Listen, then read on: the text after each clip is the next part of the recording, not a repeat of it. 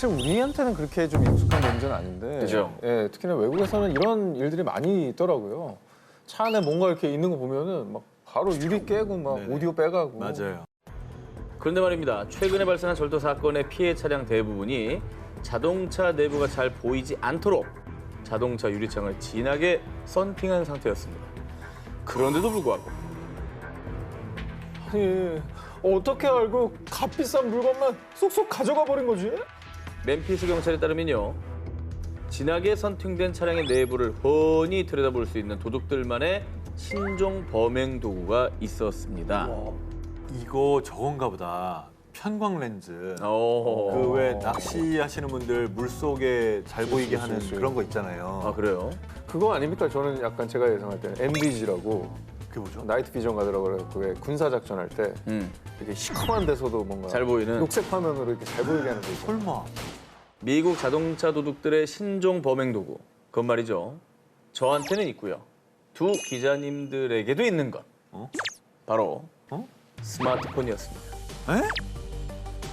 멤피스 경찰에 따르면 도둑들은 이 스마트폰 카메라 기능을 교묘하게 이용해서 진하게 썬팅된 차량 내부를 투시, 귀중품을 두고 간 차량만을 쏙쏙 골라 범행을 저질렀다고 합니다. 스마트폰에 그런 기능이 있었어요? 그런 기능이 있어요? 있어? 또 모르는 척한다. 아니, 아 좀 알려줘봐요. 자, 제가 취재하면서 범행 수법을 알고 정말 깜짝 놀랐습니다.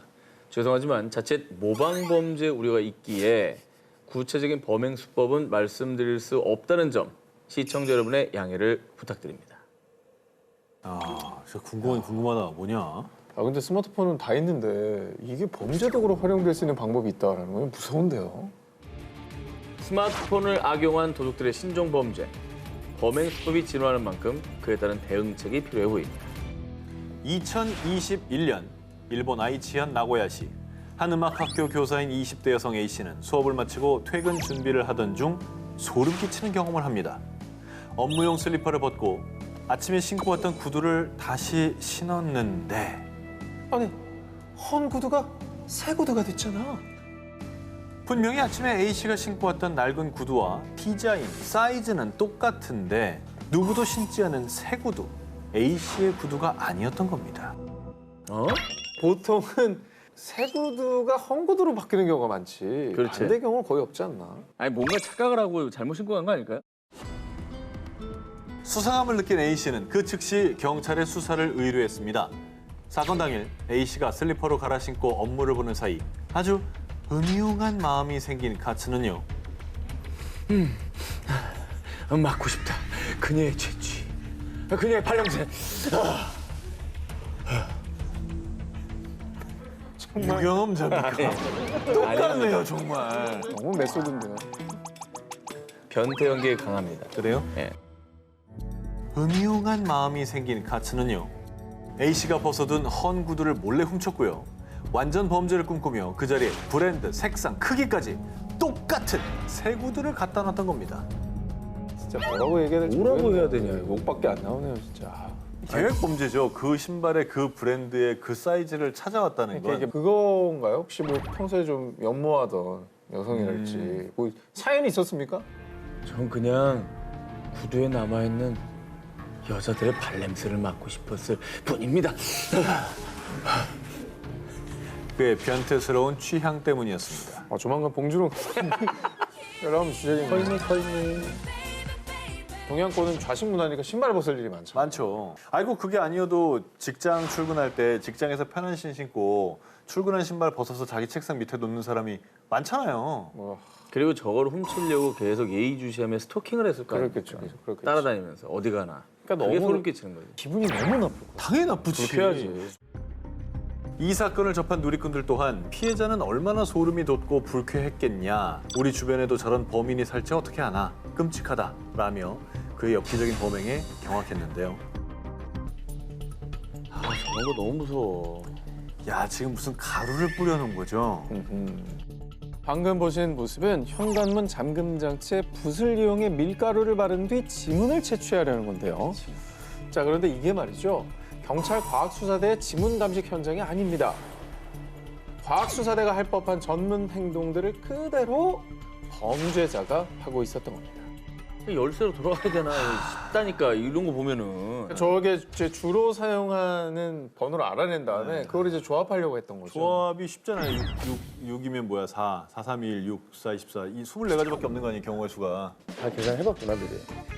아니 원래 4개면 그래요. 몇 가지 수법이 있는 거야? 밀가루 갖고 다니는 거 아닙니까? 밀가루 아까 저기 대기실에 아까 몇 개 보이더라고요. 흘려놨더라고. 뭘 들어가려고? 자, 2022년 4월 서울시에서 발생한 이 사건. 남성 B 씨가 직장 동료였던 여성 A 씨의 집에 침입하기 위해 밀가루와 붓을 이용해 현관문 비밀번호를 알아내려 했던 건데요. 20분간 계속된 침입 시도에 집안에 홀로 있던 A 씨는 공포에 떨어야만 했고요. A 씨에게 연락받은 남자친구가 찾아오자 B 씨는 도주를 시도. 결국 체포된 B 씨는 주거 침입과 스토킹 처벌법 위반 혐의로 입건됐습니다. 와, 집에 사람이 있는데 저렇게 한 거예요? 그렇습니다. 뭐 있는 점도 모르니까. 너무 무섭다. 아니 알고 한 거 같은데? 아 근데 밀가루로 비밀번호를 알아낸다. 생각지도 못했습니다, 진짜로. 거의 뭐 CSI나 뭐 국정원에서 하는 수사 기법 아니에요? 자, 그런데요. 현관문 잠금 장치를 노린 범죄 수법은 이뿐만이 아니었습니다. 2022년 1월에서 3월까지 대전과 천안 일대 아파트에서 다수의 절도 사건이 발생했는데요. 이번에 도둑들의 범행 도구는 형광펜. 형광펜이 지워진 위치를 보고 비밀번호를 알아낸 겁니다. 근데 이게 결국은 성범죄로 이어질 가능성이 너무 높다는 게. 저 여성 혼자 사는 그런 집에 이제 침입했을 경우. 특히 이제 여자 입장에서는 그게 제일 무서운 거죠. 자, 이 같은 범죄를 예방하기 위해서는요. 우선 비밀번호 입력 시 아무도 없다고 하더라도 몸으로 일단 가려서 비밀번호의 노출을 막는 거는 기본이고요. 또 비밀번호는 주기적으로 변경을 좀 하시고 당연히 뭐 1, 2, 3, 4, 뭐 5, 6, 7, 8 이런 쉬운 번호도 금물입니다. 자, 그리고 지문이 남지 않도록 수시로 패드 부분을 자주 닦아주시는 것도 좋은데요. 도어락에 지문이 남지 않도록 하는 안심 필름을 부착하는 것도 범죄 예방에 도움이 됩니다. 오, 그런 게 있어? 갈수록 교묘해지는 지능범죄, 경각심을 갖고 평소에 개인정보는 철저하게 보호하시기를 권해드립니다. 너 그거 구했어? 난 아직. 병원에선 처방을 안 해주더라고. 야, 무슨 걱정이야. 요즘 SNS에서 다 팔아. 같이 사자. 일부 청소년들 사이에 이 약이 엄청난 붐을 일으키고 있습니다. 바로 향정신성 식욕 억제제. 나비처럼 생긴 모양 때문에 일명 나비약이라 불리는 약입니다. 자, 요즘 일부 청소년들의 경우 깡마른 몸매에 대한 병적인 선망을 가지고 있는데요. 다이어트를 위해 무작정 굶다 못해 먹고 토하기를 반복하는 일명 먹토. 또 씹기만 하고 뱉어버리는 일명 씹토에 그치지 않고 인위적으로 식욕을 억제하기 위해 불법적으로 식욕 억제제를 구입해 복용하는 겁니다. 아 저걸 왜 선호할까? 마른 체형을 선호하면서 뭐 개말라, 뼈말라 뭐 이런 말까지 있다고 하더라고요. 아니 불법적으로 구입해야 되는 약이면은 함부로 복용하면 절대 안 될 텐데 이거 큰일인데요. 그렇습니다. 청소년들이 일명 나비약을 은밀히 구해야만 했던 이유. 전문가들에 따르면요. 나비약의 성분은 일명 필로폰이라 불리는 메스암페타민과 유사합니다. 청소년들이 마약에 손을 댄 거나 마찬가지인 겁니다. 이 나비약의 일부 성분이 마약류로 지정됐을 만큼 중독성과 위험성이 심각한 수준입니다. 그래서 의사의 처방이 필수. 만 16세 이하 청소년에겐 처방하지 않고요. 일부 심각한 비만 환자들이 의사의 처방에 따라 단기간에 소량만 복용하는 약입니다. 하지만 살 빼는데 혈안이 된 일부 청소년들은 SNS 등에서 이 나비약을 불법적으로 구매, 남용하고 있는 건데요. 아이고. 결국 나비약 남용으로 인해 중독성, 환각, 환청, 공격성 증가, 자해 시도 등 끔찍한 부작용을 겪는 경우가 비일비재하다고 합니다. 마약류라고 하니 부작용은 당연한 거 아니겠습니까? 그리고 중독 위험도 있는 거고요. 네. 실제로 지난 6월 경찰은 마약류로 지정된 식욕 억제제를 불법 유통 복용한 혐의로 59명을 입건했는데요. 판매자, 구매자 모두 10대 청소년이 대다수. 그중에는 겨우 13살에 불과한 아이들도 많아 충격을 더했습니다. 청소년들 사이에 불법 성행하는 마약성 식욕 억제제, 나비약. 부디 청소년들이 이 나비약의 위험성을 똑바로 인지하고 더 이상 부작용 또 피해에 시달리지 않도록 범죄 수렁에서 빠져나오길 바랍니다. 두 분 배달 음식 자주 드십니까? 네. 자주는 아니고 주말에 가끔 뭐 요리하기 싫을 때. 자, 그렇다면은 두 기자님 이번에 소개할 범죄 타겟이 될 수가 있었습니다. 최근에 이 배달앱 관련 신종 범죄가 논란이 되고 있습니다. 2021년 배달앱을 통해 음식을 시켜 먹었던 A씨. 그런데 얼마 뒤 A씨는 카드 사용 알림 문자 메시지를 받고 당황할 수밖에 없었죠. 한두 푼도 아니고 무려 450만 원이나 결제가 돼버린 겁니다.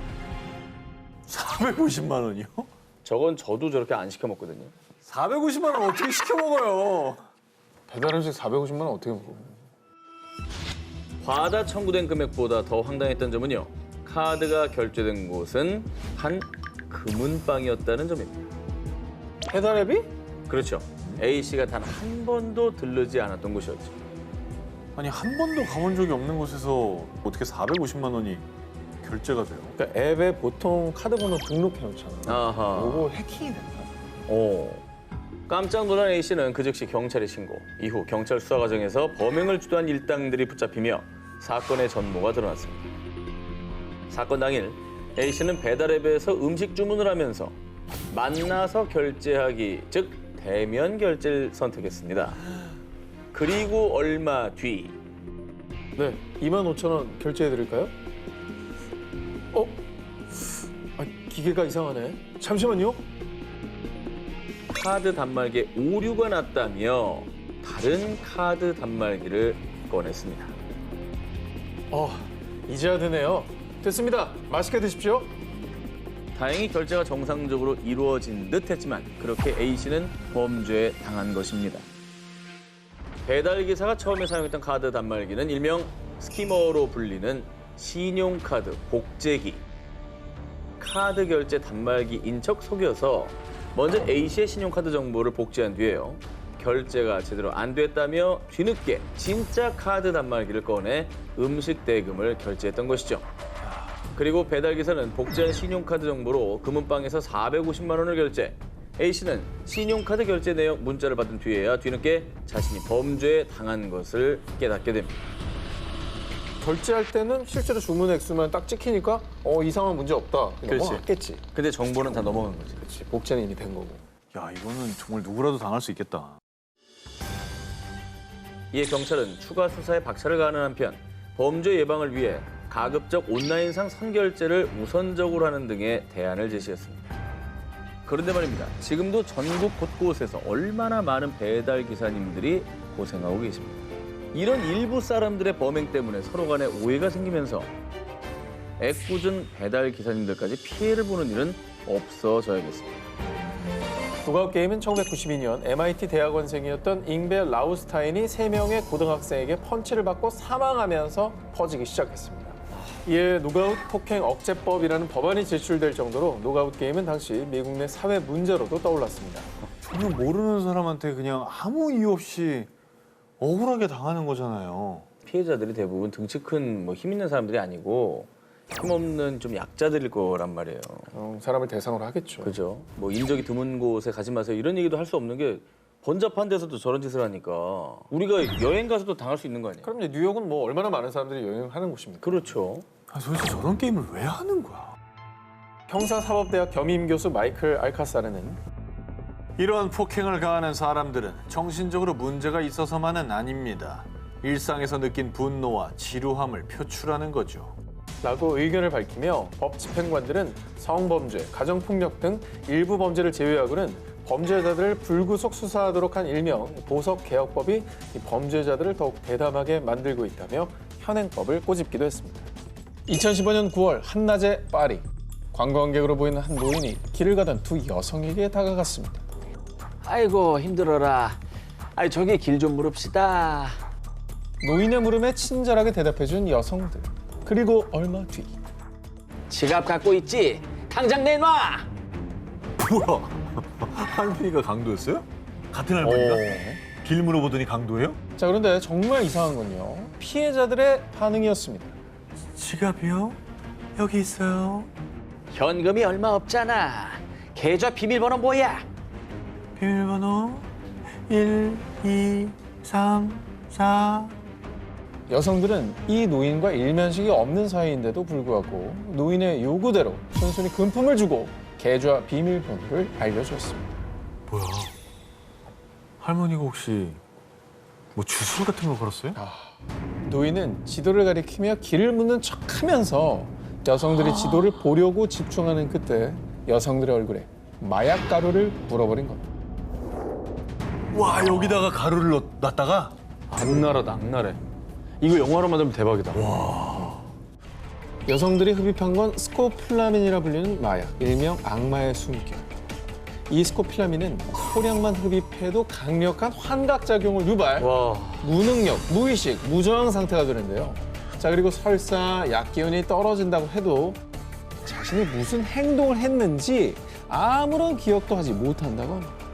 완전 범죄에 특화되어 있는 무섭다. 마약이네. 근데 대낮에 파리 번화가에서 일어난 일이래잖아요. 어디 음침한 데도 아니고. 그렇습니다. 어디 뭐 무서워서 어디 가겠어요? 자, 노인을 포함한 3명의 일당은 이 같은 수법으로 최소 20차례 강도짓을 감행. 자, 또 다른 피해자 중 한 명은 무려 11만 2,500달러, 한화 약 1억 5천만 원을 갈취당하기도 했습니다.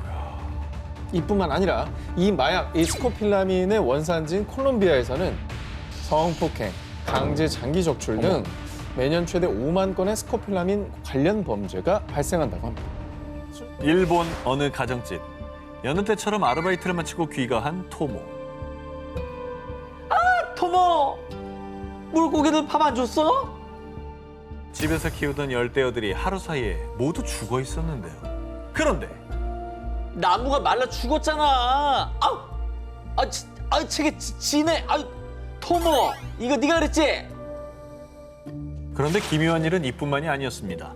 석 달 전부터 아르바이트를 시작한 뒤 토모의 온몸에 심한 발진이 생겼고요. 고양이가 그를 피하기 시작. 더욱 기이한 것은 아빠, 요즘 새벽부터 어딜 다녀와? 손톱에 흙 좀 봐. 내가 그랬다고? 난 그런 적 없는데. 토모의 아버지가 매일 새벽 3시만 되면 잠옷바람으로 어딘가 나가서는 온통 흙투성이가 돼서 귀가. 하지만 이상하게도 아버지는 이를 전혀 기억하지 못했습니다. 그리고 어느 날은 함께 사는 어린 조카가 배를 쥐어뜯다가 피투성이가 되는 일까지 발생. 뭐야? 또 한 가지 이상한 일은 그 무렵 토모는 매일같이 똑같은 꿈을 꿨는데요. 한 번도 본 적 없는 7명의 사람이 토모를 내려다보며 고개를 내젓는 기묘한 꿈이었습니다. 아우, 기분 나빠. 아니, 아까 아르바이트 시작하고 발진이 생겼다고 했잖아요. 그 아르바이트 다니는 데가 뭐 문제가 있는 데인가? 하도 주변에 이상한 일이 생기자 토모는 친구의 도움으로 점을 보게 됐는데요. 그런데 당장 그 일 때려쳐. 그 저주는 주변 사람들한테 돌아온다고.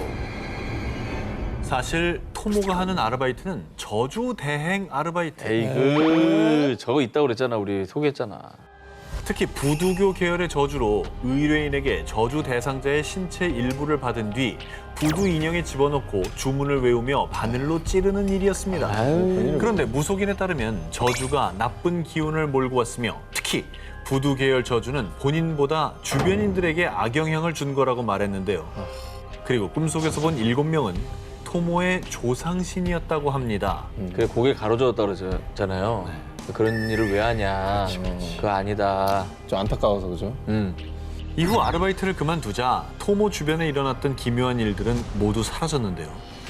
그런데 토모 가족이 오복명절에 성묘를 갔더니 무덤 속에 묻혀있던 조상의 관이 흉측하게 파헤쳐 있었다고 합니다.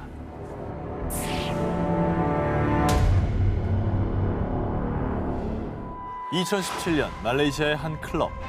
40대 여성 헬렌 로가 갑자기 현기증을 호소하더니 쓰러지고 말았는데요. 잠시 후 눈이 뒤집힌 채로 입에 거품을 물더니 급기야 피까지 토하던 그녀. 심지어 자신의 혀를 깨물며 자해를 하기 시작했는데요. 그래. 놀란 친구들이 그녀를 도우려 했지만 헬렌은 친구들을 마구잡이로 물기까지. 왜? 괴이한 행동을 보였습니다. 우리가 요즘에 유행했던 드라마 그 좀비들 많이 나오잖아요. 갑자기 막 정체가 바뀌면서 막 사람들 공격하고 막 이런 상황인 거잖아요. 지구학이잖아, 지구학. 그런데 더 충격적인 사실은 당시 말레이시아에서는 헬렌처럼 괴이한 행동을 보이다가 사망한 사람들이 최소 10명 이상, 불과 한 달 사이 10명이 의문사를 당하고 말았습니다. 뭐야? 야, 제가 비슷한 증상으로 사망을 했다니까 뭔가 연관이 있을 것 같아요. 난 코로나 같은 전염병일까 봐 걱정이네요. 한순간에 사람들을 죽음으로 몰고 간 것의 정체는 바로 동그랗고 납작한 알약 한가운데 새겨진 유명 SNS의 좋아요 로고. 어머. 그러니까 헬렌을 포함한 사망자들은 일명 좋아요 알약으로 불리는 신종 마약을 복용한 뒤 비극을 맞이하게 된 겁니다. 이거 환각을 유발하고 말잖아요. 보통 뭐 중독에 빠지긴 하지만. 근데 8명이나 사망에까지 이르게 한 걸로 보면은 저 알약에 뭔가를 또 추가했을 것 같은 느낌이 드는 거죠. 약간 독약 같은 거를 네. 주입을 했다거나. 알려진 바에 따르면 좋아요 알약은 강한 각성 및 환각 효과 등을 일으키는 엑스터시의 한 종류로요. 더 큰 문제는 불법으로 거래되는 만큼 성분과 복용량 등 명백한 제조 기준이 없는 것. 이로 인해 부작용이 더욱 심각하고 급기야 복용자를 죽음으로 내모는 겁니다. 어쨌든 저 알약을 제조한 사람은 뭐 찾거나 뭐 잡거나 그랬습니까? 이 좋아요 신종 마약은 불법으로 암암리에 유통되는 만큼 현재 그 배후나 범인을 밝히는 게 쉽지 않다고 하는데요. 친숙함을 가장한 악의 세계. 지금도 어디선가 유통되고 있을지 모르는 미스터리한 죽음의 신종 마약. 더 이상의 피해는 없어야 할 것입니다. 전 세계가 약 2년째 코로나19 팬데믹과 사투를 벌이고 있는 가운데 우여곡절 끝에 백신 접종을 시작했지만 설상가상 돌연변이 바이러스로 3번째 백신을 맞는 이 부스터샷까지 언급되고 있는데요. 그런데 지난 8월 브라질 리우데자네이루에서 부스터샷에 이 부스터샷을 맞은 사람이 등장해 논란이 됐습니다. 몇 번을 부스팅을 한 거야? 몇 번을 맞은 거예요? 2번을 맞으면 되고 3번째가 부스터샷인데 네. 4번, 5번 맞은 거예요? 한 사람이? 자, 브라질 보건부에 따르면 한 남성은 지난 5월부터 10주 만에 5번이나 코로나19 백신을 종류별로 접종했음에도 불구하고 코로나19 감염이 두려운 6번째 백신 접종을 시도했습니다. 염려증이구나. 자, 추가 백신 접종 시 1차 백신 접종 증명서가 필요하지만 당국은 백신 접종센터에 발생한 정전으로 접종 사실 확인에 차질이 생겼던 것으로 추측했는데요. 그런데 당시 브라질은 백신 부족으로 수차례 접종 일정이 연기됐었던 상황. 이런 상황에서 이 남성은 이미 접종을 완료했음에도 보건당국을 속이고 다른 사람의 백신 접종 기회를 앗아간 겁니다. 너무 이기적이다. 못됐다. 아니 사실은 뭐 이제 노인이나 노약자 같은 경우는 백신이 더 시급하잖아요. 기저질환 있는 분들은. 그렇죠. 자기 살겠다고 저걸 다 뺏어가면 어떡합니까? 그거 일단 10주 안에 5번 맞으면 그 좋은 건지 아닌지도 모르겠거니와 오히려 정말 부작용이 있는 게 아닐지. 아니 좋다 해도 그렇죠. 본인만을 위해서 저러면 안 되죠. 전 세계가 백신 확보 전쟁에 나서며 사투를 벌이고 있는 가운데 세계 각지에서 코로나19 백신 관련 사기가 기승을 부리고 있는데요. 백신 관련 사례를 살펴보면요. 자, 먼저 일본에선 지난해부터 어르신, 백신 예약하기 힘드시죠? 10만 엔 입금하면은 먼저 접종받게 해드릴게요. 자, 사기꾼들은 보건당국 공무원들을 사칭, 주로 노인들에게 전화를 걸어 백신 예약금 명목으로 돈을 뜯어냈고요. 이 밖에도 코로나19 백신에 투자하면 돈을 벌 수 있다라며 금전을 요구하는 사기도 발생했습니다. 그리고 백신 관련 사기가 끊이질 않자 일본 경시청에선 공무원이 전화로 코로나19 백신 접종을 권하는 일은 절대 없습니다. 그리고 일본 당국은 아예 백신 사기 관련 주의사항을 배포. 뿐만 아니라 중국, 식염수를 코로나19 백신으로 속인 사기꾼들, 폴란드, 주름 개선제 넣은 가짜 코로나19 백신 적발. 이렇게 전 세계에서 코로나19 백신 관련 사기가 끊이질 않고 있는데요. 코로나19 때문에 사람들이 불안해하니까 그 심리를 이용해서 듣도 보도 못한 아주 악질적인 그런 신종 사기 수법들이 많아진 것 같아요. 안녕하세요. 미국에서 일하는 군의관입니다. 당신의 프로필 사진을 보고 연락했습니다. 요즘 SNS를 통해서 외국인들에게 이런 메시지 받은 분들 있을 겁니다. 얼핏 보면 달콤한 메시지 같지만 실상은 최근 활기치고 있는 신종 사기 수법. 연애하는 척 상대를 속여 돈을 뜯어내는 로맨스 스캠입니다. 그러니까 이게 좀 어이가 없는 게 이게 속나 이걸? 이게 너무 되게 많이 취하니까. 아니, 저는 그리고 그리고 이런 사람이 왜 나한테 말을 걸어? 난 이 생각밖에 안 들던데. 이거에 대해서 저는 더 충격적인 거는 네. 그 다른 사람들이 저한테 제보를 하는 건데 제 사진을 긁어간 계정들이 자기한테 말을 시킨다고 그런 그게 먹히나? 그게 먹히나? 유럽 나 그게 진짜 황당한데? 바보 이거 좀 기분 나쁜데? 아니 그게 먹혀야 그걸 이게 개정하는 왜? 아니 제보 진짜 많이 해요. 그래서 제가 이걸 신고를 했더니 답이 더 황당했는데 규제를 못한대요. 어머 내 사진을 쓴 것만으로는 사기 계정인지 내 팬 계정인지가 구분이 안 가기 때문에 그렇게 얘기를 하시면 돼. 나는 팬이 없다. 아 공무원 당신도 아시지 않냐? 얘가 팬이 있는 게 말이 되냐? 심지어 나는 안티 팬도 없다. 지난해 초부터 올해 4월까지 경기 남부 지역에서만 로맨스 스캠 피해 사례가 무려 57건 발생. 그리고 피해 금액만 1,000만 원부터 많게는 4억 원에 이르기까지 어이없게도 생각보다 많은 사람들이 로맨스 스캠 사기에 피눈물을 흘렸습니다. 그렇다면 이 로맨스 스캠 사기꾼들이 어떻게 사람들을 속이느냐? 대표적인 유형을 소개해드리면 저는 시리아 파병 미군인데 작전 중 금괴를 발견했어요. 이거 당신한테 보낼 건데 운송비 좀 내줄래요? 러시아엔 당신 같은 남자 없어요. 당신과 살고 싶어요. 근데 한국을 가려면 비용이 필요해요. 근데 진짜 외로우면 혹하는 사람 있을 것 같아. 금괴를 왜 나한테 보내? 그러니까 이들이 처음부터 돈을 요구하진 않습니다. 사기꾼들은 외국인들로 구성된 조직입니다. 주로 파병 군인, 사업가, 의사, 심지어 나사 직원까지 소위 엘리트 직업군을 사칭하고요.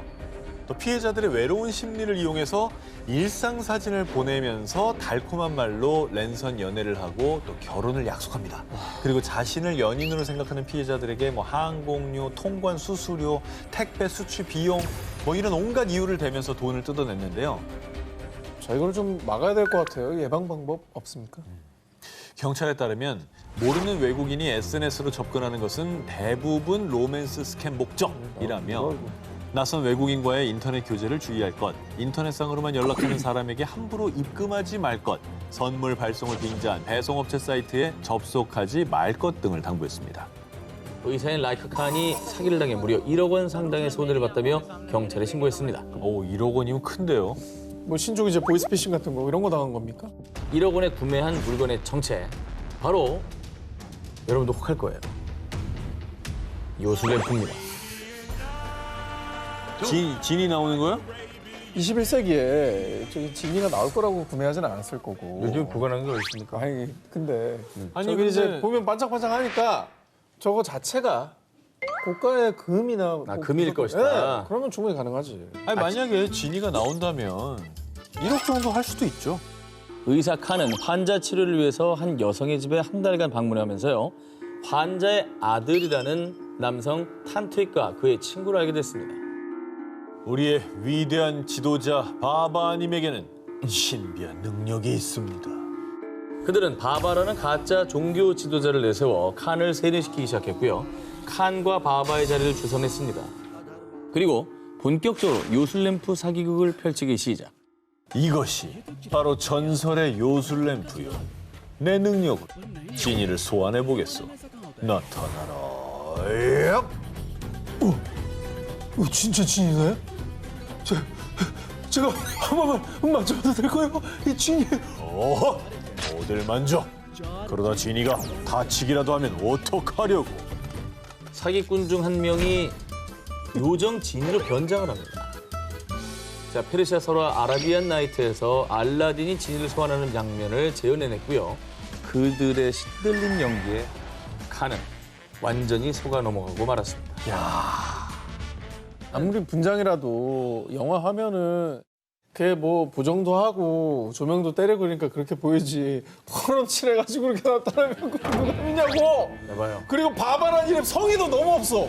그러니까 세뇌를 했다고 생각했으니까, 가스라이팅 한 거지. 됐다고 생각했으니까 저런 사기극을 펼친 근데 거죠. 갑자기 문을 열고 퍼런 칠한 사람이 들어오는데 그걸 진이라고 믿는다고요? 순수한 동심의 눈으로 보세요. 또 좀 들어봅시다. 자, 이렇게 칸을 속인 사기꾼들은 본론에 돌입합니다. 진이가 있는 이 요술램프만 있으면 부와 건강과 행운을 가질 수 있어. 2억 원만 주시오. 2억이요? 아 그건 좀 너무 비싸지 않나요? 하참. 그럼 당신한테만 특별히 1억 원에 넘길게. 이 황당한 사기극에 홀라당 넘어간 칸은 이 요술 램프를 1억 원에 구매합니다. 그리고 나서 매일 밤 애타게 지니를 불렀습니다. 아이고야, 나타나. 지니야, 제발 좀 나타나. 칸의 간절한 기도에도 램프 속 요정 지니가 나타나지 않자 칸은 그제야 자신이 속았다는 사실을 알아채고 경찰에 신고했다고 합니다. 미국, 캐나다, 호주, 영국, 뉴질랜드 등 전 세계 누리꾼들을 상대로 총 한화 약 5,463억 원을 갈취. 그 피해자가 무려 400만 명에 이른다고 하는데요. 뭐야, 혼자 저걸 다 했다고?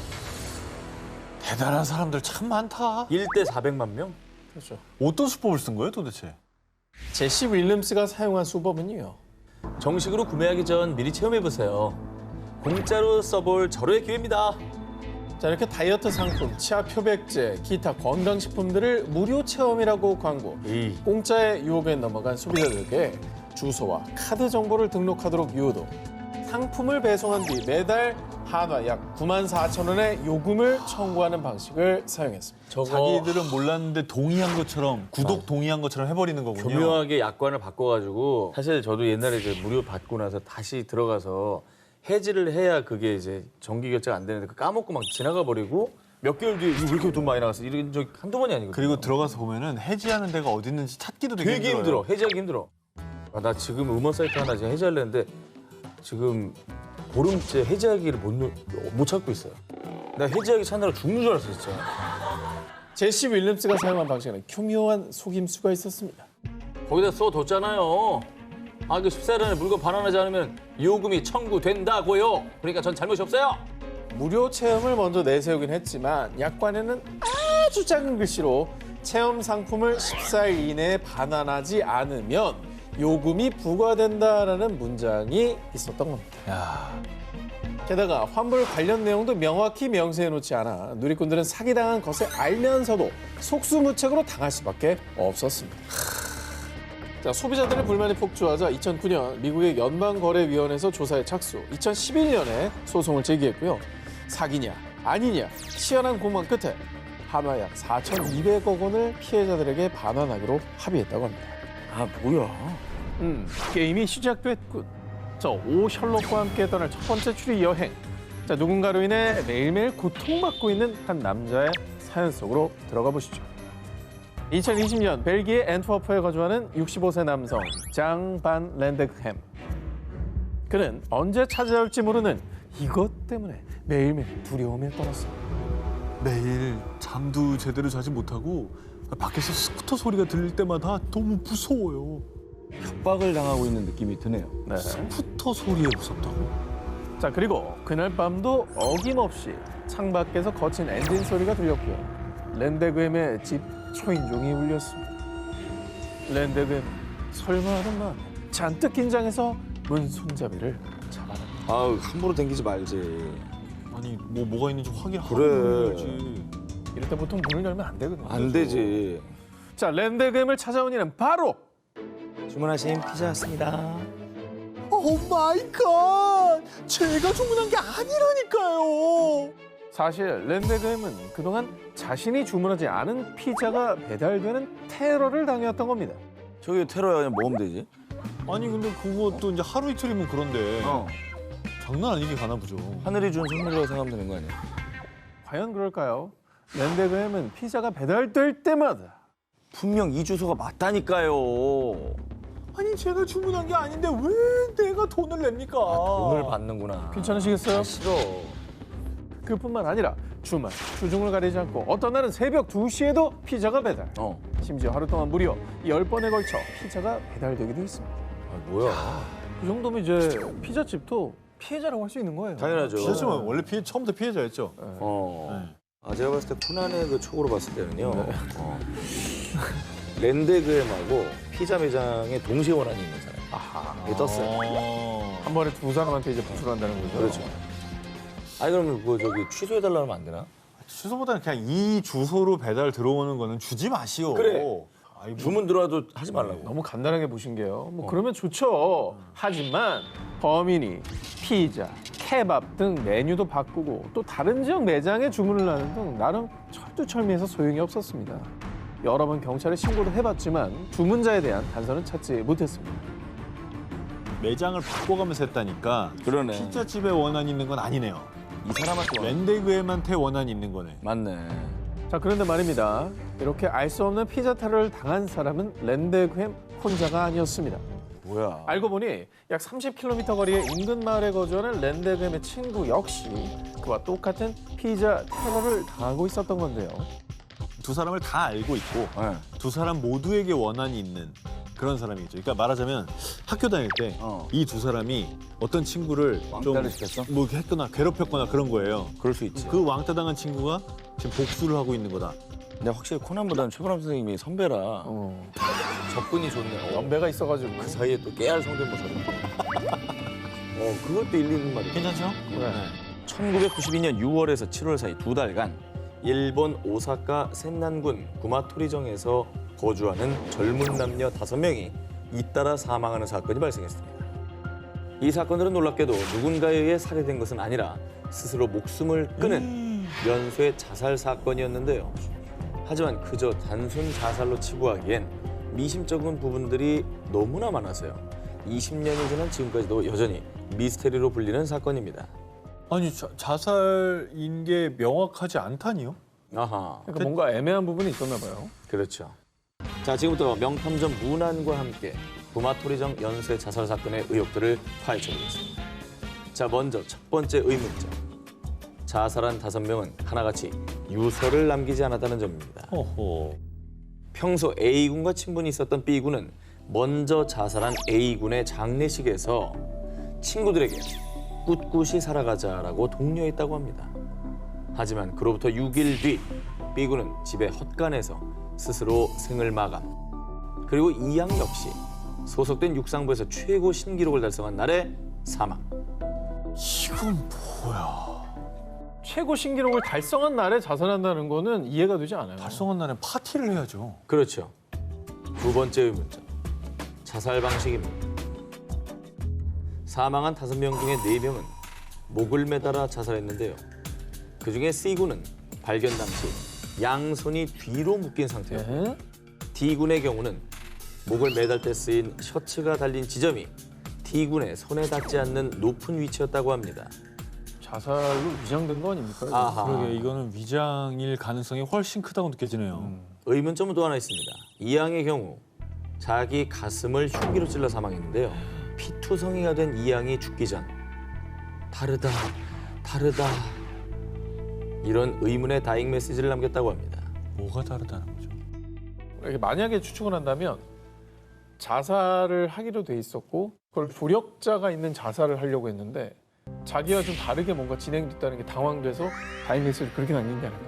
그리고 실제로 B군과 C군 그리고 이양은 사망하기 전 정체를 알 수 없는 차가 자신들을 뒤쫓아왔다며 가족과 지인들에게 하소연했다고 합니다. 쫓았던 사람이 범인 아니야? 그러니까 당시에도 여러 추측이 제기됐지만 타살이라는 증거가 발견되지 않았고요. 이 사건은 연관성을 알 수 없는 연쇄 자살 사건으로 남게 됐습니다. 16세 소년 사망한 채 발견. 공사장 인부 사인은 모모 속 독극물. 두 사람의 사인은 청산 중독이었습니다. 야, 그러면 이 청산가리가 든 무언가를 먹은 거예요, 두 사람 다? 즉사 아니에요, 즉사? 거의 즉사죠. 그죠? 저거는 오래 못 버텨요. 원한에 의한 건가요? 자, 경찰 조사에 따르면요. 16세 소년은 사망 전날인 1월 3일 신화가와역 인근 공중전화 부스에서 미개봉된 콜라를 발견하게 되는데요. 그런데 다음 날 새벽 1시경 콜라를 마시고 사망. 같은 날 오전 8시 15분경 공사장에서 거품을 물고 사망한 인부 옆에서도 이 콜라병이 발견됐습니다. 경찰 조사 결과 사망한 인부 역시 인근의 또 다른 공중전화 부스에서 문제 콜라를 주운 것으로 전해졌습니다. 자, 누가 의도적으로 이제 공중전화 부스에 청산을 탄 콜라를 둔 거는 팩트인 것 같은데 아니면 혹시 저 콜라 회사의 앙심을 품고 어떤 그 이미지를 추락시킬 의도로 그렇게 한 건 아니에요? 블랙 컨슈머. 네. 이후 일본 경찰은요. 공중전화 부스의 콜라를 절대 드시지 마시고 발견 즉시 경찰에 신고해 주시기 바랍니다.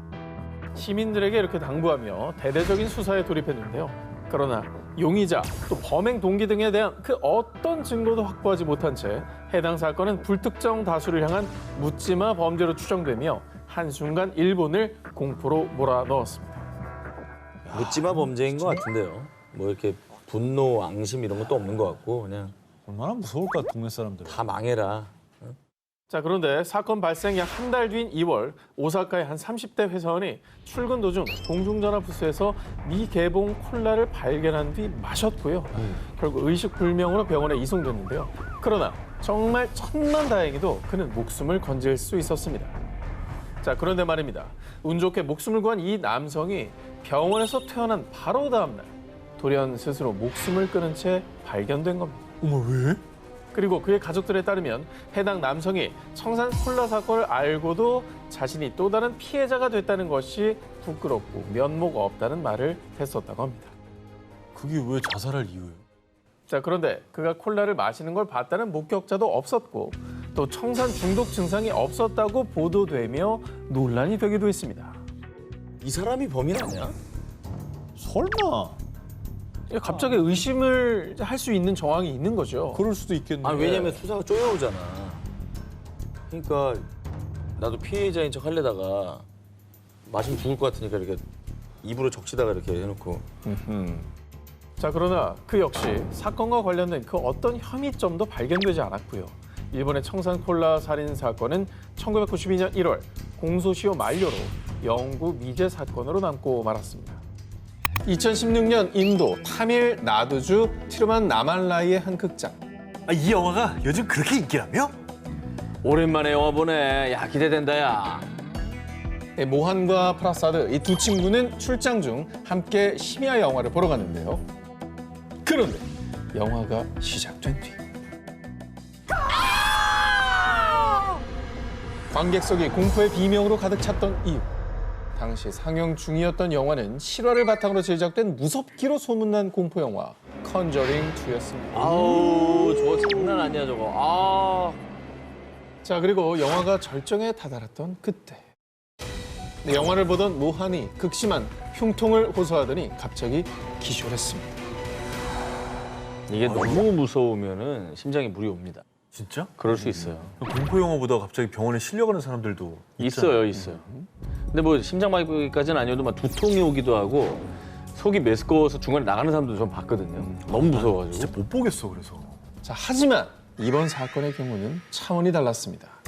기절한 모아는 병원에 도착하기도 전에 정말 안타깝게도 사망하고 말았는데요. 어머나, 죽었어? 그런데 말입니다. 그날 밤의 공포는 여기서 끝이 아니었습니다. 진짜 미스터리는 지금부터 시작인데요. 모한의 갑작스런 죽음의 의혹을 밝히기 위해 부검을 결정. 다른 병원으로 이송을 해야 하는 상황이었고요. 이에 친구인 프라사드가 모한의 시신을 자동 인력거에 싣고 해당 병원으로 향했습니다. 하지만 그날 부검 예정이었던 병원에는 그 누구도 오지 않았다고 하는데요. 에잉? 모한의 시신과 친구 프라사드가 함께 마치 공중에서 증발이라도 된 듯 그 어떤 흔적도 없이 실종됐던 겁니다. 뭐야? 자, 의문스러운 실종 사건에 경찰이 수사에 착수했지만 모한의 시신과 친구 프라사드의 행방은 여전히 오리무중. 이에 일각에서는 출장을 갔던 프라사드가 병원이 아닌 고향으로 모한의 시신을 운반했을 것이라는 추측을 제기하기도 했는데요. 하지만 정확한 사실은 밝혀지지 않았고 두 사람의 갑작스러운 실종 사건은 의문만을 남겼습니다. 악령이 등장하는 실화 바탕의 공포 영화를 보다가 숨진 남성, 그리고 시신과 함께 사라진 친구. 대체 그날 두 사람은 어디로 사라진 겁니까? 한밤의 숲속을 헤치고 달리는 여성. 그녀의 등 뒤를 바짝 쫓는 건 전기톱을 든 남자. 날카로운 톱날이 점점 가까워지며 그녀를 위협하는데 이 장면은 1974년 개봉된 영화 텍사스 전기톱 학살의 한 장면으로 이 영화는 가면을 쓴 살인마가 전기톱으로 사람들을 무자비하게 살해하는 내용을 담고 있습니다. 이거는 계속 나왔잖아, 시리즈가. 그죠? 무슨 시리즈를 봐도 무서워요. 예. 아니 일단 저 설정 자체가 무섭잖아요. 설정을 너무 진짜 공포스럽게 했지. 숨어 있는데 저 장면의 클리셰가 그거예요. 숨어 있는데 소리가 나면은 가까이 있는 거야. 그게 너무 공포스러운 거야, 사실. 자, 그런데 영화가 아닌 현실에서 이 텍사스 전기톱 학살 같은 공포스러운 일이 발생했습니다. 현실에서 저 전기톱 살인마가 나타난 거예요? 자, 2014년 아르헨티나 훈인. 으슥한 밤 사람들은 누군가 뒤를 쫓는 듯한 느낌을 받았고요. 이상한 기분에 뒤를 돌아보면 그곳에는 방대 가면을 쓴 누군가가 전기톱을 들고 마치 죽일 듯이 달려들기 시작하는 겁니다. 어우 진짜. 어우 너무 무서워 정말. 길에서 저렇게 한번 봤다고 생각해요. 얼마나 무서워. 그럼 그것도 밤에 다리엔 풀리지. 사람도 없는데 어우. 그런데 더욱 소름 돋는 건 전기톱을 든 광대에 대한 신고가 처음이 아니었다는 겁니다. 저 바로 뒤에 서 있네. 와, 지금 영문 모르고 좀 가고 있는 거잖아 지금. 뒤에 그쵸. 있는데. 뉴스에 보도된 거예요, 뉴스. 아 저 사람 저 아무것도 모르고 그냥 앞으로 갔을 거 아니야. 저 모르지. 수건에 손 넣고 그냥 걸어가잖아. 기둥 뒤에 숨어 있다 나온 와, 거니까. 대박 무섭다. 자, 전기톱을 든 광대에 대한 신고는 인근 엘버트와 브라가도 지역에 이어 벌써 3번째. 무수히 많은 목격담이 속출했는데요. 주차장이나 외진 골목 등 범죄가 벌어지기 딱 좋은 장소가 그들의 주 활동 무대. 이따른 신고에 경찰은 곧장 수사에 나섰지만 광대에 대한 그 어떤 단서도 찾지 못했습니다. 다행히 사망 사건은 발생하지 않았는데요. 하지만 광대들이 어떤 목적으로 왜 나타났는지 끝내 밝히지 못했습니다. 사람들은 언제 어디서 전기톱 광대를 마주하게 될지 몰라 공포에 떨어야 했습니다. 1984년 미국 플로리다주 템파. 17세 소녀 리사 맥베이는 홀로 귀가 중이었습니다. 그런데 소리 지르면 죽여버리겠어. 조용히 따라와. 맥베이를 납치한 남자. 그리고 납치범은 맥베이를 성폭행하고 고문. 맥베이가 처한 현실은 지옥보다 더욱 끔찍했습니다. 하지만 마지막까지 희망의 끈을 놓지 않았던 맥베이. 아저씨, 우리 아버지가 많이 아프신데 간호할 사람이 저밖에 없어요. 아저씨, 원래 좋은 사람이죠? 저 풀어주시면 제가 여자친구가 돼드릴게요. 사실 맥베이는 부모에게 버림받고 할머니와 살고 있었지만요. 납치범의 동정심을 유발하고 간곡하게 설득했습니다. 그리고 그 결과 맥베이를 다시 풀어준 납치범.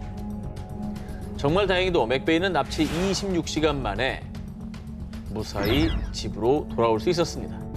어우, 정말 다행이네요. 불행 중 좀 다행이네요 진짜. 마음이 바뀌었나 봐요, 그죠? 일단 설득하는 그게 성공을 한 거네요. 아, 뭐 양심은 남아 있었나 보죠. 그러니까. 과연 그럴까요? 풀려난 맥베이는 경찰에 신고. 왜요, 왜? 뭐 유명인이에요? 바로 8개월간 무려 10명을 살해하고 최소 10명을 성폭행한 악마. 연쇄 살인범이었던 겁니다. 그 맥베이도 죽기 직전이었네요. 죽기 직전에 기질을 발휘한 거예요. 그러니까 나중에 맥베이 씨가 이걸 알고 얼마나 진짜 가슴을 쓸어내렸을까요? 진짜.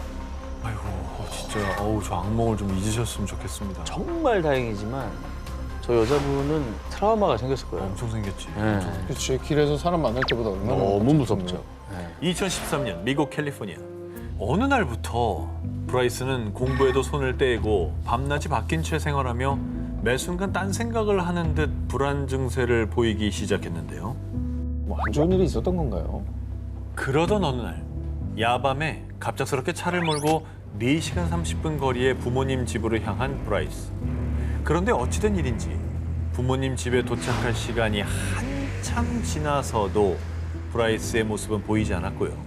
연락조차 되지 않자 걱정된 부모님은 경찰에 실종 신고를 했는데요. 납치된 거 아니에요?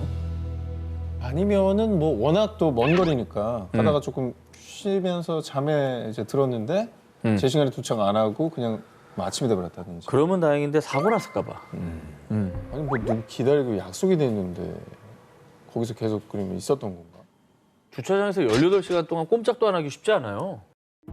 그런데 말입니다. 진짜 미스터리는 지금부터입니다. 호텔 주차장에서 출발. 부모님 집 근처까지 거의 다 왔다고 했던 브라이스는 또다시 행방불명. 저는 납치라고 봅니다. 그 주차장에 가만히 있으라고 협박을 당했고 차는 자기네들이 처리해버린 거예요. 그냥 호수에 버려버리고. 막 돌려버리고 막 부셔버리고. 이번 소개할 특종의 배경은 미국 시카고의 월드페어 호텔이라는 곳인데요. 유령 호텔 식상합니다. 저런 그림으로 보여주는 거 보니까 지금 시카고에는 없는가 보죠. 뭐 식상하다 말씀해 주셨지만 그냥 일반적인 호텔이 아닙니다. 이 호텔의 정체를 알게 되면 아마 경악을 금치 못하실 텐데요. 영화보다 더 공포스럽고 끔찍한 월드페어 호텔의 실체 지금부터 알려드리겠습니다. 자꾸만 사람들이 소리 소문 없이 사라져요. 당시 시카고에서는 3년 동안 수백 건의 실종 사건이 발생. 이를 이상하게 여긴 경찰은 수사를 시작했는데요. 그러던 중 경찰은 이 실종자들 중 대부분이 월드페어 호텔의 투숙객이었다는 공통점을 발견했습니다. 호텔만 갔다 하면은 사라진다는 거네요. 저기만 들어가면. 그게 말이 돼요? 자, 이에 경찰들이 호텔을 급습. 그런데 그곳은 어딘가 달랐습니다. 일반적인 호텔 객실처럼 보였지만 공간 변형이 되는 벽체 뒤로 완벽한 방음 시설을 갖춘 창문이 없는 방이 또 있었고요. 복도는 막다른 길로 향하는 미로처럼 되어 있었습니다. 어머, 또한 가스 주입용 밀폐 공간에 해부실, 거기에 소각장까지 발견. 그곳은 사실 낮에는 평범한 호텔, 밤이면 빛빛으로 물드는 홈스만의 살인 공장이었던 것. 와, 자기만의 무슨 덫을 만들어 놓은 거네요, 그 그냥. 미로서로 그 안을 다 꾸며 놓은 거예요. 그러니까 호텔이 무서운 게 내가 저 집 구조를 모르잖아. 모르지. 사실 그는 미국 최초의 연쇄 살인범으로 알려진 인물. 와, 홈스는 호텔 투숙객들을 밀실로 끌고 와 온갖 보험 서류에 서명하게 한 뒤 가스실에서 살해. 와, 이게 진짜 현실이야. 진짜 시나리오 같다. 이게 현실이었다고. 이게 현실이었다는 게 정말 끔찍한 거야. 그리고 저희 옛날에 우리 공포 영화에서나 보는 내부가 변경된 구조의 건축물이 실제 하고 있었다는 게 너무 충격적인 거예요. 그렇죠. 결국 홈스는 1896년 살인 혐의로 사형을 선고받았는데요. 그가 자백한 살인 사건만 27건. 하지만 사람들은 수백 건에 달할 것이라고 추정하는데요. 극악무도한 연쇄살인범에 의해 지어진 살인 공장 월드페어 호텔. 영화보다 잔혹하고 공포스러운 현실 이야기였습니다. 자, 이번 특종은 2021년 7월 쿠바를 뒤흔든 충격 사건입니다. 2021년 7월 17일 페냐 포레스, 7월 19일 라스트레스 파체코, 7월 20일 베르데샤 페르도모, 7월 24일 마르티네즈 푸엔테, 7월 26일 초이 로드리게스. 쿠바에서 불과 9일 사이 무려 5명이 돌연사를 한 건데요. 9일 사이에? 오연사? 자, 사망자들에게는 공통점이 있었는데요. 바로 쿠바의 군 고위 장성이란 사실. 아이고. 자, 그들은 1950년대 쿠바 혁명을 주도한 원로로요. 특히나 페냐포레즈 장군은 당시 쿠바 동부군의 최고 사령관으로 최고위급 간부였습니다. 하지만 이 같은 군 거물들의 돌연사에도 불구하고 그들의 사인은 비밀. 여전히 베일에 쌓여 있는 상황입니다. 정권이 하나로 돼 있는 나라잖아요. 그렇죠. 거기서 이렇게 거물급이죠, 거물급 인사들이 사망했는데 사인을 안 밝힌다고요? 이거는 진짜 안 밝히는 거 아니에요? 그럼 이들을 반대하는 세력에 의한 암살. 자, 쿠바에서도 사망자들의 사인이 규명되지 않자 혹시 정적에게 살해된 거 아니야? 아니, 사인을 안 밝히는 건 분명 이유가 있을 거라고. 군 장성들의 사망에 대한 미스터리가 증폭, 온갖 소문이 난무했는데요. 하지만 쿠바 정부는요, 사망한 군 장성들을 향해 애도만 표했을 뿐 그들의 사인에 대해서는 끝까지 침묵을 지켰습니다. 이 사인을 밝히면 이제 세간의 의혹이 풀릴 거 아닙니까? 침묵을 한다는 게 더 이상하다는 거예요. 그렇죠. 자세히 뭐 수사하는 척이라도 하든가. 와, 이거는 정말 이상한데. 자, 그런데 말입니다. 이 쿠바 군 장성 연쇄 사망 의혹이 들끓는 가운데 2021년 7월 28일 카르데로 산체스 사령관 사망. 무려 6번째 쿠바의 군 장성이 사망하는 사건이 발생. 어머나. 하지만 쿠바 정부는 이번에도 역시나 산체스 사령관의 사인을 기밀에 붙였습니다. 저렇게 죽기도 어렵겠어요. 전쟁 시도 아닌데. 한때 쿠바 혁명을 주도했던 군 장성들의 잇따른 사망 사건. 2001년 10월 미국 시애틀 49세 토머스 크레일 웨일스가 서재에서 일하던 중 외부로부터 날아든 의문의 총격에 사망하는 사건이 발생. 이에 FBI, 법무부, 검찰, 경찰이 협력해서 태스크포스를 조직하고 100만 달러, 하나로 약 12억 원의 현상금을 걸고 범인 검거에 총력을 다했습니다. 아니 현상금이 저렇게 크고 여기에 너무 큰 조직들이 나오니까 그러니까 저분이 되게 중요 인물이거나 그러네. 아니면 범인이 진짜 다른 범죄로도 정말 추적을 그렇지. 받고 있는 용의자가 미국 정부가 웨일스 사망 사건에 태스크포스를 조직하고 높은 현상금까지 제시한 이유. 웨일스는 주로 화이트칼라 금융범죄를 전담하며 엘리트 저승사자로 불리던 현직 검사였기 때문입니다. 때문에 웨일스의 사망이 범죄 조직의 보복 또는 범죄 은폐를 위한 살인일 수도 있었기 때문이죠. 그러니까 온갖 그 수사 당국이 나설만도 하네요. 진짜. 그렇죠. 네. 미국 정부가 지목한 유력한 용의자가 있었는데요. 그는 바로 군용 헬리콥터를 민간용으로 불법 개조해 판매한 혐의로 웨일스에게 기소됐던 비행기 조종사였습니다. 조종사는 웨일스 기소가 악의적이라며 12만 5천 달러, 하나로 약 1억 6천만 원 이상의 소송을 제기한 상태였는데다가 심지어 사건 당시 알리바이도 입증되지 않아서 경찰은 그의 집을 몇 차례나 수색, 오랫동안 수사를 이어갔습니다. 하지만 알리바이가 입증되지 않은 것 외에 다른 단서를 잡지는 못해 사건은 미궁에 빠지고 말았습니다. 굉장히 계획적인 범죄였다는 얘기죠. 만약에 저 사람이 범죄자라면. 그러니까 네. 누가 봐도 저 사람이 얻는 이득이 확실히 보이니까 그렇죠. 의심이 근데 되긴 하는데 물증이 물증은 안 없고. 없고 그러니까 증거가 없다는 물증이 거예요. 없어요. 네. 자, 그리고 사건 발생 5년 뒤 미국 정부는 웨일스를 암살했을 것으로 추정되는 한 남성의 몽타주를 공개했는데요. 사건 당시 이웃들에 의해 현장에서 도망치는 모습이 목격됐던 남성의 얼굴이었습니다. 이걸 즉시 공개를 했어야지 왜 5년이나 지나서 공개를 한 거예요? 앞서 말씀드렸다시피 당시 미국 정부는 조종사를 범인으로 특정, 목격자의 증언이 있었지만 그와 다른 생김새의 범인 몽타주를 중요하게 생각하지 않았던 것입니다. 하지만 이미 5년이나 지나 그 단서를 찾기도 쉽지 않았습니다. 늦었네. 그러니까 초반에 너무 답을 정해놓고 맞아요. 거길 팠네. 그렇게 사건의 실마리가 풀릴 기미를 보이지 않는 상황에서 사건 발생 16년이 지난 2017년 샤나 리드라는 한 여성이 결정적인 증언을 했습니다. 사건 당시 사귀었던 남자친구가 검사를 죽인 일에 관여했다며 자랑을 했어요. 중요한 단서죠. 그래요. 진짜 중요한 단서예요. 하지만 믿었던 리드의 증언은요. 허언증에서 비롯된 거짓말로 판명. 사건은 다시 원점으로 돌아가게 됐습니다. 이건 유가족을 정말 두 번 죽이는 그렇죠. 일이죠. 2010년 12월 31일 미국 델라웨어주 윌밍턴 한 쓰레기 매립지에서 시신으로 발견. 그의 사인은 충격적이게도 골절 및 둔기로 인한 외상, 아이고. 즉 타살이었습니다. 누군가 이 전직 백악관 보좌관을 살해해서 유기했다는 거잖아요. 그러니까 정부와 긴밀한 또 네트워크를 가지고 있는 사람이기 때문에 누군가의 또 표적이 되지 않을까라는 의심이 듭니다. 전직 백악관 보좌관 살인 사건에 세간의 이목이 집중. FBI를 비롯한 10개의 정부 기관이 수사를 벌였는데요. 그런데 그의 마지막 행적은 의문투성이었습니다. 이게 이제 안보보좌관이니까 기밀 정보를 많이 알고 있고 그렇죠. 이런 어떤 정보와 이런 걸 노린 좀 로비 집단이나 아니면 범죄 집단한테 쫓기고 있었을 수도 있겠다는 생각이. 천문학적인 돈이 걸려 있잖아요. 이해관계도 엄청나게 얽혀 있을 거고. 목격자에 따르면 이후 택시를 탄 존은 아무 연고도 없는 뉴워크로 이동했는데요. 그런데 마치 누군가 그의 흔적을 지우기라도 한 것처럼 이후 존에게 어떤 일이 벌어졌는지 그 누구도 알지 못했습니다. 이후 조사에 따르면 그의 시신은 뉴워크 길거리 쓰레기통에 방치된 채 쓰레기 매립지까지 이동. 싸늘한 주검으로 발견된 건데요. 그리고 더욱 미스터리한 점은 시신 발견 당시 현금과 명품 시계가 그대로 있었지만 그의 서류 가방만은 그 어디에서도 발견되지 않았습니다.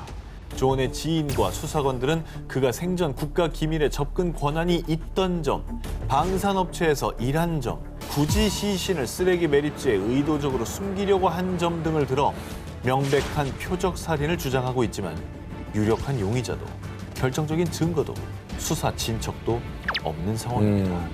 혹시 누군가로부터 쫓기고 있던 걸까요? 맞춰지지 않는 퍼즐의 답은 무엇일까요? 2007년 호주 뉴캐슬 환한 대낮인 오후 4시 15분 프랭크가 자신의 가게에서 숨진 채 발견됐습니다. 어머. 당시 뉴베리의 시신은 뭉툭한 것에 구타당한 상태로 카운터 앞에 쓰러져 있었습니다. 아이고. 게다가 카운터 금고는 텅 빈 채로 열려 있었죠.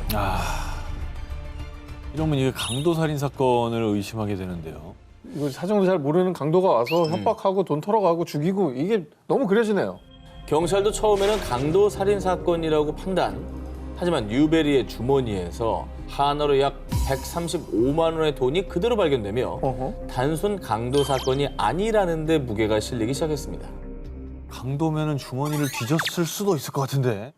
의아한 거는 네네. 지역에서 되게 존경받는 분이라고 그랬죠. 명망이 높았죠. 네, 그러니까 이게 원한을 살 분은 아닌 것 같다는 생각이 드는데. 자, 그런데 뉴베리의 살인 사건에 의문점이 하나 있었습니다. 뉴베리는 살해당한 날 오전 릴리 우드라는 친한 친구의 장례식에 참석했습니다. 당시 88세였던 우드 또한 불과 10일 전 뉴베리의 가게에서 1km도 떨어지지 않은 자신의 집 테라스에서 누군가에게 둔기에 의해 폭행당해 사망했던 것인데요. 어머. 저 노인을 저렇게 아유 참. 그러면 범행이 비슷한 연쇄살인인가요? 타겟도 노인이라는 점이 같죠. 경찰은 뉴베리가 사망했던 날 식료품점을 방문했던 모든 사람들을 조사하고 DNA를 채취, 그렇게 용의자를 2명으로 추렸습니다. 한 명은요, 정신분열증을 앓고 있는 마약 중독자로 사건 당일 2번이나 뉴베리의 식료품점을 방문. 그리고 또 한 명은 자신이 뉴베리를 죽였다고 자랑처럼 말하고 다녔다고 합니다. 아니 이렇게 말만 들어서는 누가 범인인지 뭐 알 수가 없는데요. 진짜. 그래서 좀 밝혀졌습니까? 정신분열증을 앓던 마약 중독자는 뉴베리 식료품점을 2번 방문한 것 외에는 별다른 수상한 점이나 단서를 발견하지 못했고요. 자신이 뉴베리를 죽였다고 말하고 다닌 사람 역시 그의 주장 이외에는 아무런 혐의점도 또 증거도 없었습니다. 멕시코 출신의 베나비데스는 여자친구의 21개월 된 딸 콘수엘로를 성폭행 및 살해한 혐의를 받고 있었습니다. 그는 콘수엘로가 사고로 사망했다고 무죄를 주장했지만 배심원과 재판부는 베나비데스에게 사형을 선고했습니다. 21개월 아이요. 21개월은 두 돌도 안 된 애잖아요. 방송에서 할 말은 아니지만 좀 계속. 그런데 16년이 지난 2009년 사건은 생각지도 않은 반전을 맞이하게 됩니다. 사형수로 복역하던 중이던 베나비데스는 캘리포니아 대법원에 청원서를 제출. 베나비데스 사건의 보고서를 재조사하던 다이아몬드 박사는 충격적인 사실을 발견하게 되는데요. 아니 내가 잘못된 증언을 했던 거야? 무슨 말이야? 이거 뭐예요 갑자기? 갑자기 새로운 증거가 나온 거예요? 다이아몬드 박사는 소아과 전문의로 1993년 베나비데스 재판 당시 의료 기록 등을 바탕으로 콘수엘로가 성폭행을 당했다고 증언한 인물 중 하나인데요. 그런데 당시에 전달받지 못했던 새로운 증거가 발견된 것입니다. 어떤 증거길래? 궁금하죠? 네. 베나비데스의 항소 변호사가 입수한 병원 기록에 따르면 콘수엘로가 처음 입원할 당시 의사와 간호사들은 출혈의 흔적이나 성적 학대로 인한 부상을 발견하지 못했다고 보고돼 있는데요. 하지만 해당 사건 재판 당시 중요한 병원 기록들이 제출되지 않았던 것입니다. 그러니까 다이아몬드 박사는 일부 의료 기록에만 의존해 잘못된 증언을 했던 것이죠. 어?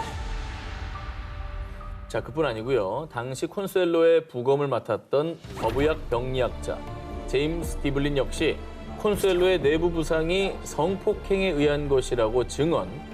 법의학 병리학자와 의료진들의 결정적 증언이 있었으니 배심원단은 베나비데스에게 유죄를 선고했던 겁니다.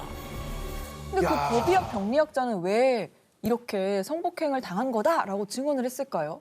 법의학자 디블린이 이 사건을 성폭행으로 인한 살인 사건으로 본 이유. 당시 콘수엘로는 의료기관에서 응급처치 및 검사 과정에서 카테터 삽입 시도로 인해 그녀의 생식기가 부상을 입었던 것입니다. 콘수엘로가 처음 입원할 당시의 상태, 수술을 받았던 기록 등 중요한 증거가 제출되지 않아 디블린과 의료진들은 콘수엘로의 신체가 훼손된 모습만 보고 판단했던 것이죠. 야 이거 그럼 아닐 수도 있다는 얘긴데? 이에 베나비데스에 대한 재판은 다시 열리게 됐는데요. 다이아몬드 박사는 이 사건의 배심원단은 부정확한 의료 정보에 근거해 베나비데스에게 사형을 선고했습니다. 이 부당함을 바로잡길 바랍니다. 자신의 친한 증언이 잘못됐음을 인정했고요. 아동학대 분야의 최고로 불리는 전문가 아스트리드 히거 박사 또한 성적 학대로 사망했다는 기존 부검 결과는 가능성이 터무니없이 낮습니다. 라고 밝혔습니다. 결국 긴 공방 끝에 베나비데스는 26년 만에 혐의를 벗고 석방될 수 있었습니다. 왜곡된 증거와 잘못된 증언 때문에 긴 세월을 사형수로 살아야 했던 베나비데스. 억울함은 바로 잡았지만 송두리째 흔들린 그의 인생은 그 누가 보상해 줄 수 있을까요? 오하이오주의 몽고메리 카운티 법원. 피고인 키선 윌킨스의 폭행 및 살인 미수 혐의에 대한 재판이 진행 중이었는데요. 그런데 변호사 없이 홀로 대변하던 윌킨스가 몸이 아픈 건지 힘들어하더니 갑자기 기절. 결국 판사는 휴정을 선언했습니다. 어머머. 너무 극도의 어떤 그 긴장 상태에서 뭐가 확 왔나요? 아니면 지병이 있었을 수도 있고. 지병. 그런데 말입니다. 판사는 아랑곳하지 않고 얼마 뒤 재판을 속행. 윌킨스에게 징역 48년형을 선고했는데요. 그 이유. The defendant is slouching over to the side and acts like he's 사실 윌킨스는 아파서 쓰러진 척 연기.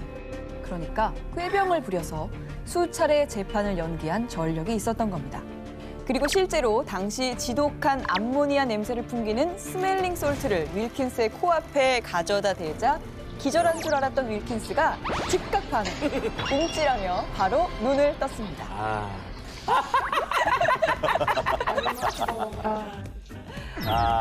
꾀병이었어요. 저러거나 간지럽히면 돼요. 간지럽히면 못 견뎌요. 야, 이게 이제 꾀병을 부려서 그러니까 자기가 유죄가 확실하니까 어떻게든지 좀 재판을 연기하려고. 연기해 보려고 꾀병을 부린 거죠. 2003년 영국. 무고한 두 여성을 납치해 10년 동안 감금, 그리고 학생들에게 약 100만 파운드, 무려 한화 16억 원에 달하는 거액을 갈취한 범죄자 로버트 핸디 프리가드가 체포됐는데요. 사이비 교주 뭐 이런 거예요? 그러게 뭔데 저러 어떻게 이렇게 오랫동안 가둬두고 돈을 뺏어? 1992년 영국 슈롭서 타운에서 바텐더 겸 자동차 판매 영업사원으로 근무한 프리가드는요. 근무 중 친해진 학생들에게 사실 내가 MI5 정보요원인데 말이야. 너 테러 대상이 됐어. 살고 싶으면 내 말만 들어. 당시 영국은 아일랜드 무장단체들의 폭탄 테러가 빈번하던 시기로요.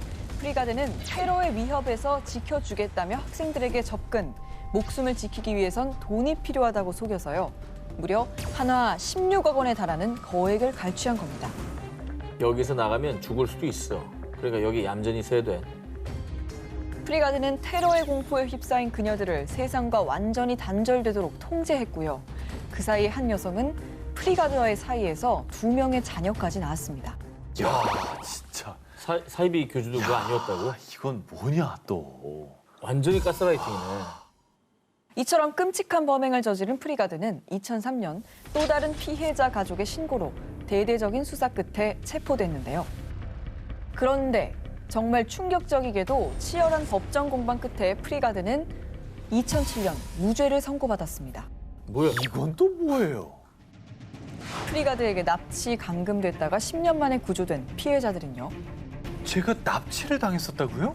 저 지금 테러 단체에 끌려가는 거 아니죠?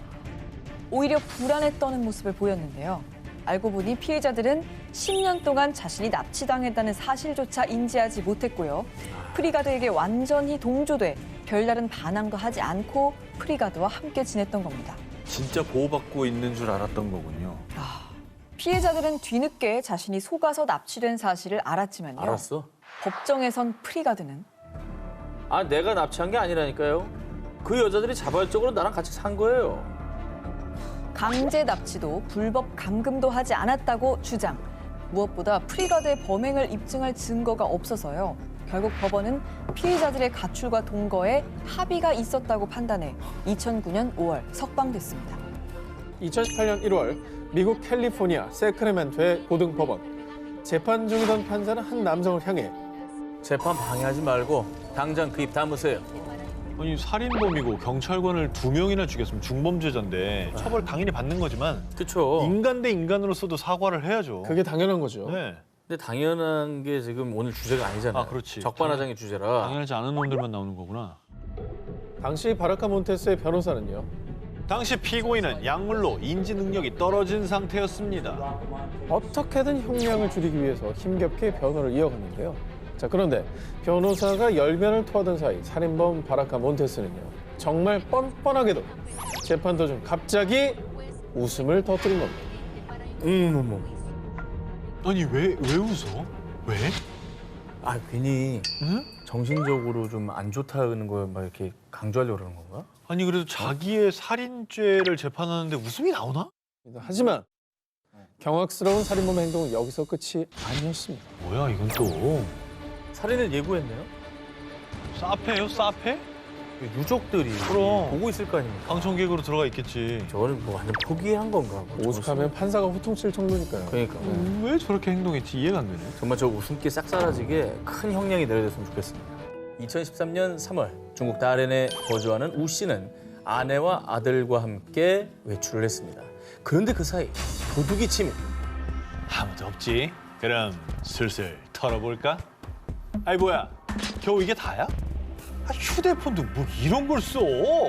도둑은 우 씨의 휴대폰과 현금 등을 훔쳐 달아났는데요. 피해액은 약 3,000위안, 하나로 약 55만 원으로 우 씨의 한 달치 월급이자 전 재산이나 다름없는 돈이었습니다. 아, 진짜 속상했을 것 같아요, 저는. 네. 그렇죠. 전 재산이라잖아요. 그러니까 당장 잡아서 혼쭐을 좀 내줘야 되는데. 그럼. 아, 불안합니다. 오늘 주제가 또 주제인 만큼. 놀란 우 씨는 급히 이웃의 휴대폰을 빌려 도난당한 자신의 휴대폰으로 전화를 걸었습니다.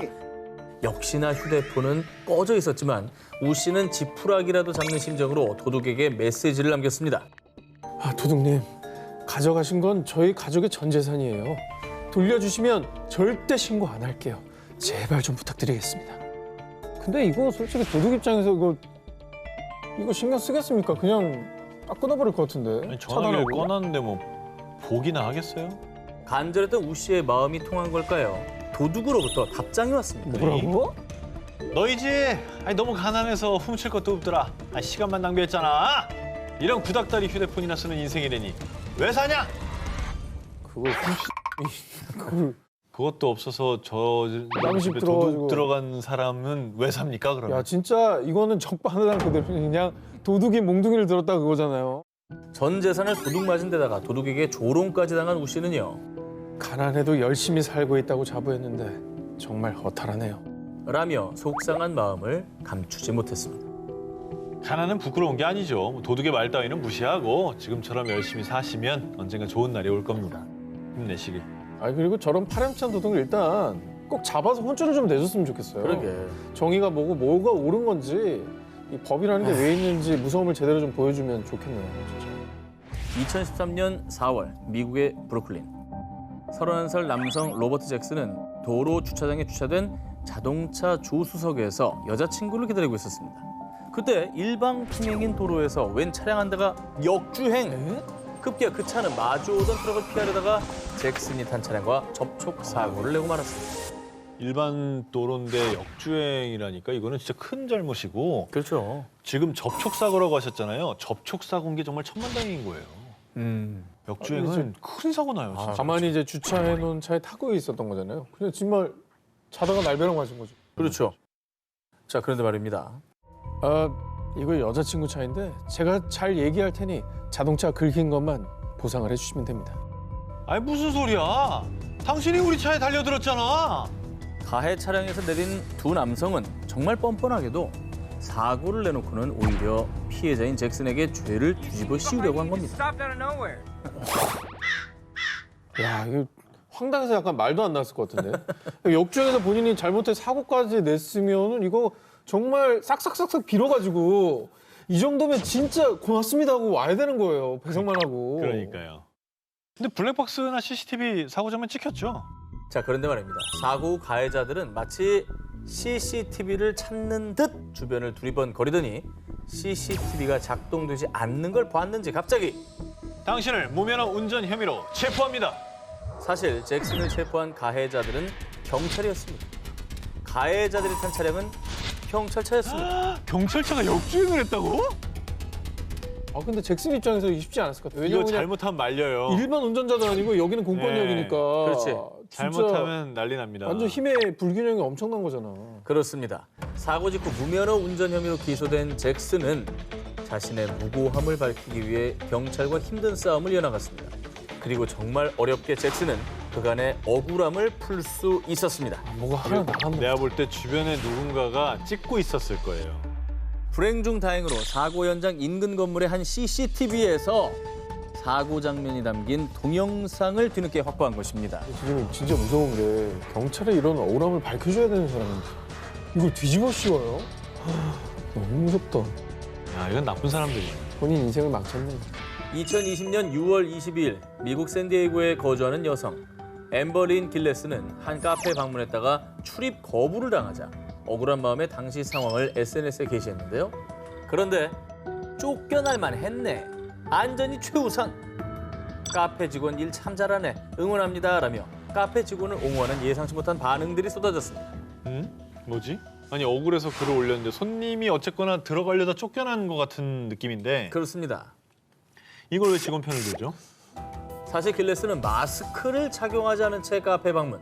이에 매장 직원 레닌 구테레스는 원칙대로 그녀를 저지 서비스를 거부했던 겁니다. 그런데 길레스는 이 상황이 억울하다며 쿠티에레즈의 얼굴 사진과 함께 불쾌한 심정을 SNS에 게시했던 것이죠.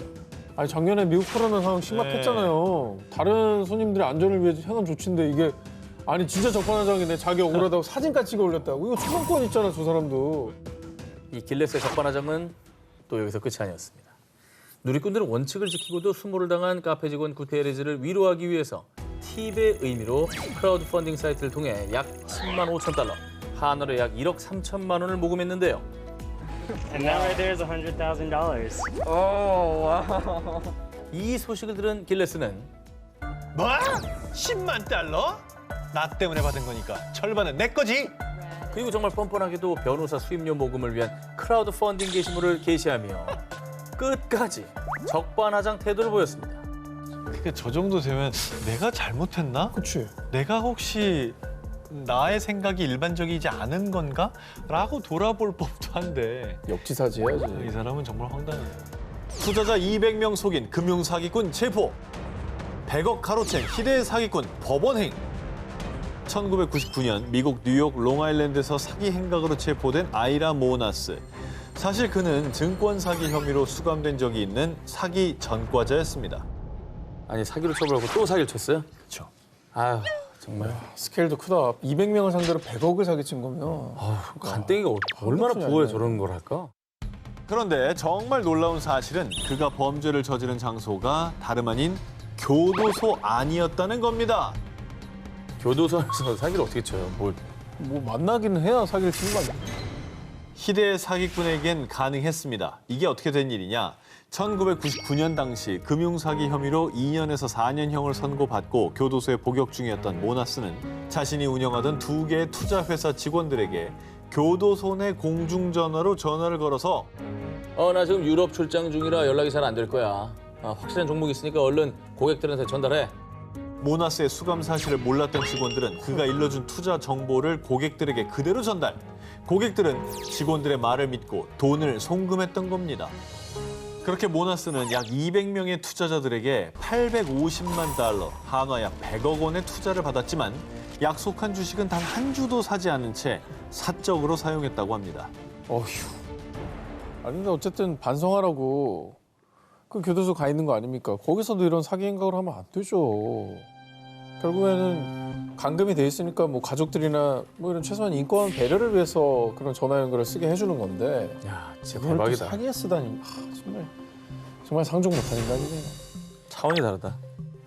하지만 이 모나스는 2001년 복역 17개월 만에 가석방으로 풀려났습니다. 재소근무네요, 재소근무. 그리고 이게 저 경제사범은 미국 내에서 가중처벌되고 또 종종 전과가 있으니까 이게 뭐 몇백 년형 막 나오고 그러잖아요, 미국에서. 그래요. 이거 또 강력하게 처벌을 왜 못했지? 분노하긴 아직 이릅니다. 모나스는 가석방으로 풀려나자마자 교도소 밖에서 대기하고 있던 연방검찰 수사관에게 그대로 다시 체포. 370만 달러, 한화로 약 43억 원이 남아있던 은행 계좌도 동결됐다고 합니다. 100억 원을 받았다면서요. 네, 근데 43억 원밖에 안 남았어요? 시원하게 쓴 거죠. 그럼 교도소 안에서 전화 통화만으로 50억을 날린 거예요? 그런 셈이네요. 어떻게 해야 그럴 수가 있는 거야?